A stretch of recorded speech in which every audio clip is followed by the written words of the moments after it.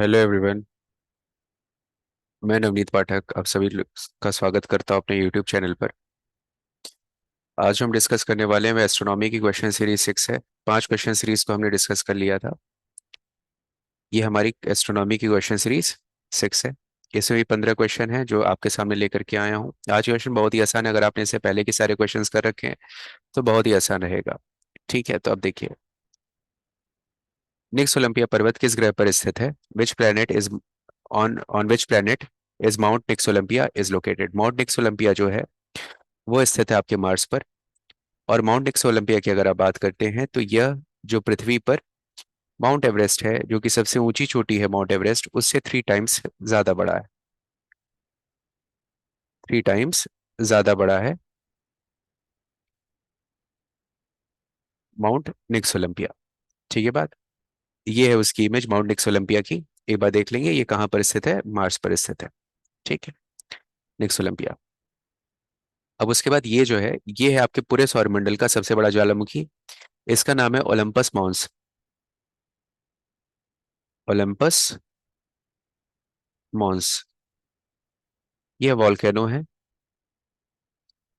सौरमंडल का सबसे बड़ा ज्वालामुखी। सौर मंडल का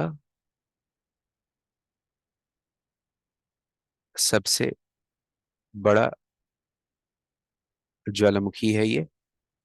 कहाँ पर स्थित है? ये भी स्थित है आपके मार्स पर। तो मार्स पर दो चीजें याद करेंगे, एक है आपका निक्स Olympia.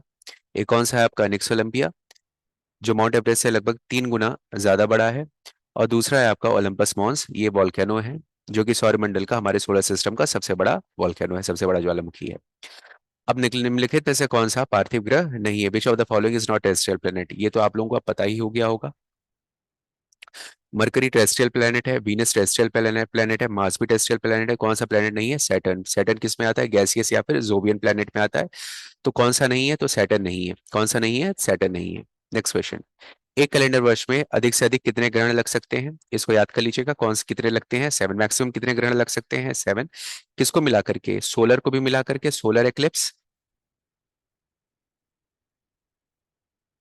And lunar eclipse. Lunar eclipse,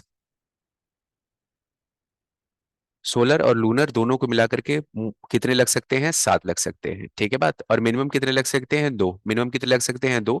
और मैक्सिमम कितने लगते हैं? 7। Question number 79। बाह्य ग्रह या बृहस्पति सदृश ग्रहों की संख्या कितनी है?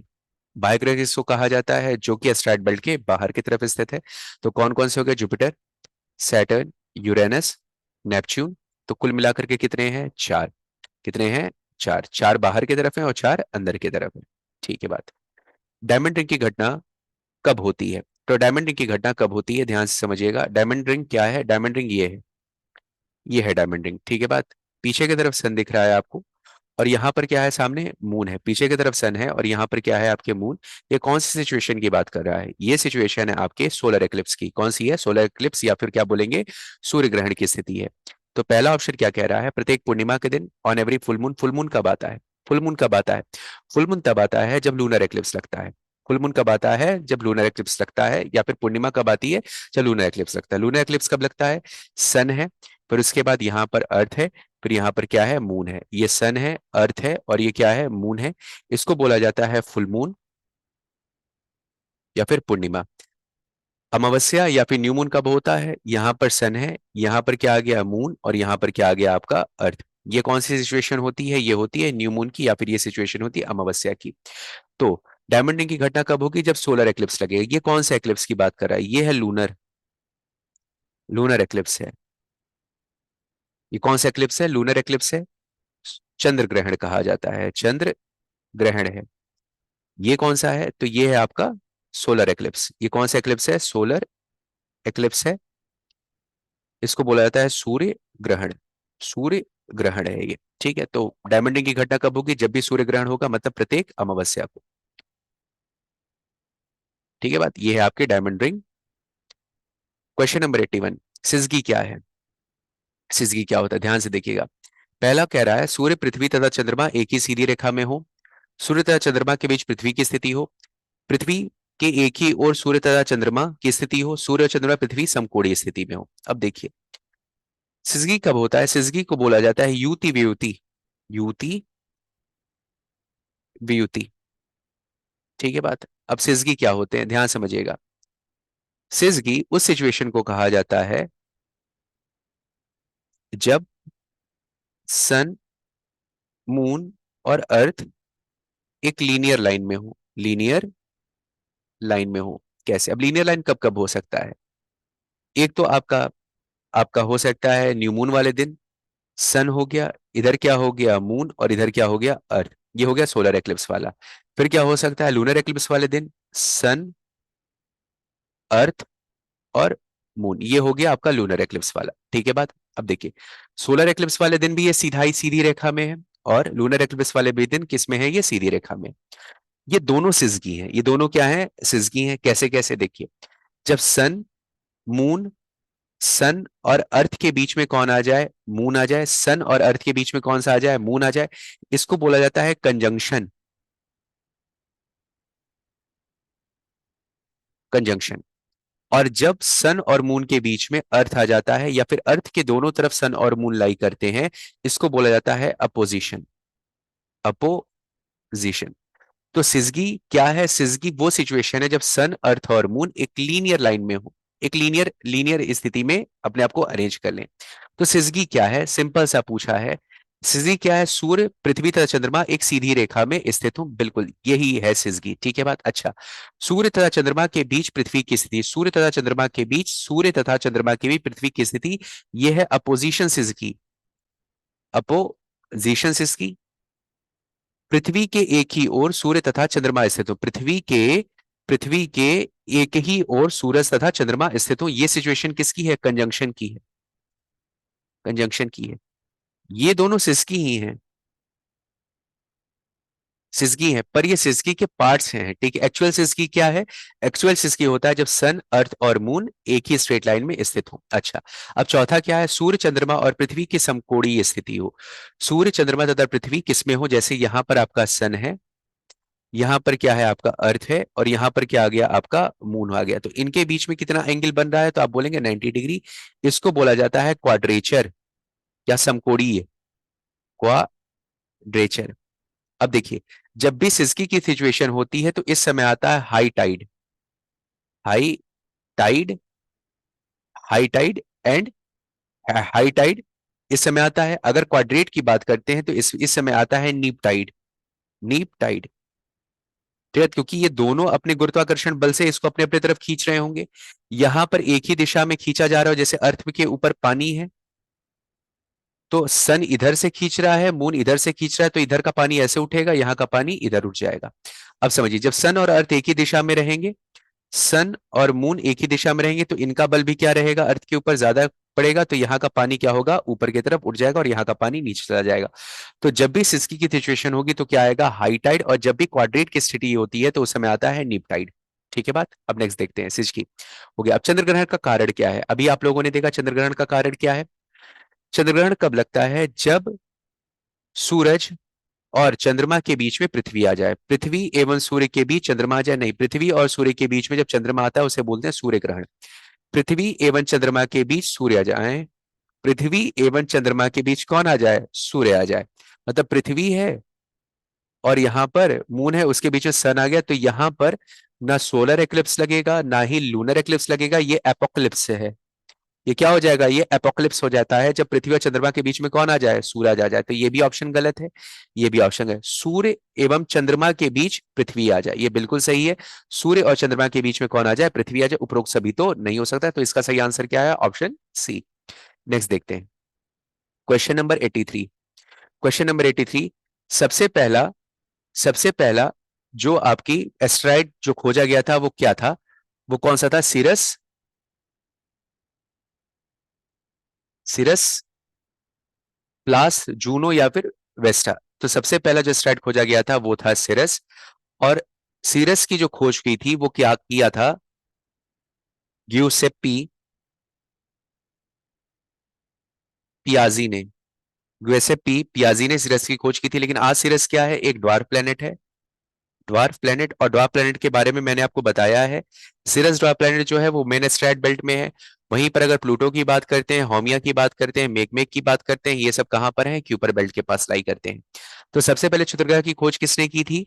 कौन से क्षुद्रग्रह की खोज हुई थी? वो था सिरस। इसकी खोज किसने की थी? गिउसेप्पी पियाजी ने किया था। अच्छा, अब देखिए ध्यान से।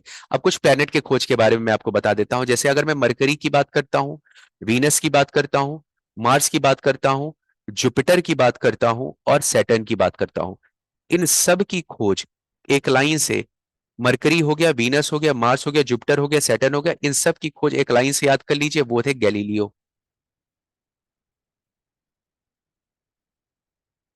गैलीलियो। कौन थे? गैलीलियो। मरकरी, वीनस, अर्थ, अर्थ से ही खोज रहे थे, मार्स, जुपिटर और सैटर्न, इन सब की खोज किसने की थी? गैलीलियो ने की थी। यूरेनस की खोज किसने की थी? यूरेनस की खोज किया था विलियम हर्शल ने। विलियम हर्शल ने। यूरेनस की खोज किसने की थी? विलियम हर्शल ने। नेपच्यून की खोज अर्बन ले वेरियर ने किया था। अर्बन ले वेरियर ने किया था। प्लूटो, जो कि ड्वार्फ प्लेनेट है, यम की खोज किसने की थी? टॉमबॉग ने की थी। ठीक है। तो ये प्लैनेट्स की खोज की बात है। Mercury, Venus, Mars, Jupiter, Saturn, इन सब की खोज किसने की थी? गैलीलियो ने की थी। यूरेनस को कई बार पूछा जाता है, विलियम हर्शल ने की थी। नेपच्यून की खोज अर्बन ली वेरियर ने की थी और प्लूटो की खोज टॉमबॉग ने की थी। सेरेस की खोज किसने की? गिउसेप्पी पियाजे ने की थी। अर्बन ले वेरियर सबसे पहले इन्होंने सिद्धांत दिया था, तो इसी को लेकर के चलेंगे। बाद में इसमें बहुत सारे लोगों ने आकर के इसको खोजा था। ठीक है। नेक्स्ट देखेंगे। Question number 84। भारत से गुजरने वाली काल्पनिक रेखा है, भारत से कौन सी काल्पनिक रेखा गुजरती है? तो वो है ट्रॉपिक ऑफ कैंसर है। ट्रॉपिक ऑफ कैंसर किन किन राज्यों से होकर के गुजरती है? तो आप बोलेंगे गुजरात है, फिर उसके बाद राजस्थान में जाती है, राजस्थान से दो ही जिलों से जाती है, बंसवाड़ा और डूंगरपुर से जाती है। उसके बाद एमपी, फिर उसका छत्तीसगढ़, छत्तीसगढ़, फिर उसका झारखंड, फिर उसके बाद वेस्ट बंगाल। इसके बाद बांग्लादेश में चली गई, लेकिन हमें भारत का ही देखना है। वेस्ट बंगाल के बाद त्रिपुरा, त्रिपुरा के बाद मिजोरम। ये क्रम है आपका वेस्ट से ईस्ट के तरफ। गुजरात से शुरू होती है और मिजोरम से बाहर चली जाती है। इसके बाद कहां पर जाएगी? म्यांमार में चली जाती है। ठीक है बात। तो कुल कितने राज्यों से गुजरती है? 8 राज्यों से गुजरती है। ठीक है। Next question. ठीक है। पूर्ण सूर्य ग्रहण के समय सूर्य का कौन सा भाग दिखाई देता है? अब वही सूर्य ग्रहण की जो इमेज मैंने आपको दिखाई थी, सूर्य ग्रहण की जब इमेज हो, जब पूर्ण सूर्य ग्रहण लग जाता है, तो उसका सबसे बाहरी परत दिखता है, जिसको आप बोलते हो क्रीट या फिर कोरोना। फोटोस्फीयर नहीं दिखता है, क्रोमोस्फीयर भी छिप जाता है। ठीक है बात। सबसे बाहरी भाग दिखता है, वो कौन सा है? आपका कोरोना। मान लीजिए ये आपका सन है, तो इसके ऊपर ये वाला जो हिस्सा है, इसको बोलते हैं कोरोना। यही सूर्य का मुकुट है। ये क्या है? आपका सूर्य का मुकुट है। जब इसके ऊपर आपका चंद्रमा आ जाता है और इसको पूरी तरीके से क्या करता है? ढक लेता है, तो कौन सा हिस्सा हमें दिखेगा? वो दिखता है आपका किरीट या फिर कोरोना दिखता है। सूर्य ग्रहण के समय कौन सा भाग दिखाई देता है? वो है आपका corona. Next question. Question number 86। सूर्य ग्रहण के दौरान, ड्यूरिंग सोलर एक्लिप्स, एक्लिप्स के समय क्या होता है? सूर्य और चंद्रमा के बीच पृथ्वी आ जाती है। सूर्य और पृथ्वी के बीच चंद्रमा आ जाता है। पृथ्वी और सूर्य के बीच ठीक आधी दूरी पर चंद्रमा आता है। पृथ्वी और चंद्रमा के बीच सूर्य आ जाता है। पृथ्वी और चंद्रमा के बीच जब सूर्य आता है, तो इसको मैंने क्या बताया था? एपोक्लिप्स बोला था। एपोक्लिप्स आ जाएगा। पृथ्वी और सूर्य के ठीक आधी दूरी पर चंद्रमा आ जाता है? नहीं, ये कोई बात नहीं होती। इस समय अगर आधी दूरी पर रहेगा या कुछ भी रहेगा, तो उस समय आपका आपका एनुलर लगता है या फिर पार्शियल लगेगा। सूर्य और पृथ्वी के, ये फुल फुल लग जाएगा। इस समय सूर्य और पृथ्वी के बीच चंद्रमा आ जाता है। सूर्य और पृथ्वी के बीच, सूर्य और पृथ्वी के बीच चंद्रमा आ जाता है। सूर्य और पृथ्वी के बीच कौन आ जाता है? चंद्रमा आ जाता है। सूर्य और चंद्रमा के बीच पृथ्वी आ जाती, ये है आपका लूनर। और ये क्या है? आपका सोलर। ये कौन सा है? आपका सोलर। तो ये है इसका सही सूर्य ग्रहण के समय कौन सा है? Option D. ठीक है। Question number 87। पृथ्वी पर दिन और रात की अवधि समान होती है, कहां पर समान होती है? वो होती है इक्वेटर पर। इसको मैंने कई बार बताया है, अब दोबारा इसको नहीं बताऊंगा, ये कई बार क्वेश्चन आए हुए हैं, तो वहां से उठाया हुआ है। ठीक बात। Question number 88। निम्नलिखित में से किस ग्रह का अक्षीय झुकाव सबसे ज्यादा है? अर्थ है, मरकरी है, प्लूटो है और सैटर्न है। प्लूटो की जगह यहां पर होगा यूरेनस। सबसे ज्यादा झुकाव किसका होता है? वो होता है यूरेनस का। कौन सा होता है? यूरेनस का होता है। ये मैं डिस्कस कर चुका हूं। चंद्रमा के सादृश दिखने वाला ग्रह कौन सा है? चंद्रमा के ही बराबर दिखने वाला ग्रह कौन सा है? तो अगर देखेंगे तो आकार की दृष्टि से चंद्रमा के बराबर कौन सा ग्रह है? इसका लगभग आकार बराबर होता है मरकरी का। तो अगर पूछे चंद्रमा के मून लाइक प्लेनेट कौन सा है, तो वो है मरकरी। मून लाइक प्लेनेट कौन सा है? मरकरी है। कई लोगों के दिमाग में आ गया चमक के हिसाब से तो वीनस आप बोलेंगे, नहीं, मून लाइक प्लेनेट जब पूछेगा तो हमेशा उसका जवाब क्या देंगे? मरकरी का, क्योंकि इसका जो लगभग लगभग आकार जो होता है, लगभग आकार चंद्रमा के बराबर होता है। किसके बराबर होता है? चंद्रमा के बराबर होता है। चंद्रमा के सदृश दिखने वाला ग्रह कौन सा है? वो है मरकरी। अब आते हैं लास्ट क्वेश्चन। लास्ट क्वेश्चन कौन सा है आपका? सौरमंडल का अत्यधिक तीव्र ग्रह कौन सा है? ये तो सबको पता है, बच्चे बच्चे को पता है, आप बता सकते हैं। तो इसका तीव्र ग्रह कौन सा है? मरकरी है। 88 डेज में 88 डेज में अपनी पूरी एक रिवॉल्यूशन कंप्लीट कर लेता है। तो सब पूरे सौरमंडल का सबसे तीव्र ग्रह कौन सा है? आपका मरकरी हो जाता है। ठीक है बात। तो ये क्वेश्चन, ये सीरीज तो आपके लिए सबसे आसान लगी होगी। ठीक है बात, एकदम बच्चों वाले क्वेश्चन थे। आज कुछ भी ऐसा नहीं था जो आपके लिए टफ हो। इसलिए देखिए लेक्चर भी जल्दी खत्म हो गया, क्योंकि कुछ भी ऐसा कुछ बताने वाला नहीं था। बहुत सारे क्वेश्चन ऐसे जो रिपीटेड थे। लेकिन इससे एक फायदा ये हो गया होगा आपको कि पुराने जो भी क्वेश्चंस आपने पढ़े होंगे अब तक, उसका आपका रिवीजन हो गया होगा। ठीक है बात। अगला जो क्वेश्चन होगा, अगला जो सीरीज होगा, उसमें हम सेंचुरी मार देंगे। ठीक है बात। सेंचुरी मारने के बाद फिर हम आगे बढ़ेंगे। ठीक है। अब मुश्किल से अगर मानिए तो करीबन एक दो तीन तीन तीन सीरीज और आएगी एस्ट्रोनॉमी की, और एस्ट्रोनॉमी आपका कंप्लीट हो जाएगा। लास्ट वाले में सिर्फ और सिर्फ एसएससी के मैं क्वेश्चन उठाऊंगा। एसएससी, सीजीएल, सीएचएसएल और एमटीएस के जो क्वेश्चन होंगे उसको उठाऊंगा लास्ट वाले में। और वो लगभग 2 साल के क्वेश्चन होंगे। एस्ट्रोनॉमी के जितने भी क्वेश्चन आए होंगे वो सारे मैं डिस्कस कर लूंगा आपसे। ठीक है बात, लास्ट वाले सीरीज में होगा वो। ठीक है बात, चलिए आज के लिए बस इतना ही। Thank you. और इस वीडियो को ज्यादा से ज्यादा लोगों तक पहुंचाइए, जिससे उन्हें फायदा हो और उन तक ये सारी चीजें, ये सारी जानकारी पहुंचे। ठीक है, इसी के साथ मैं वीडियो को समाप्त करता हूँ। Thank you so much.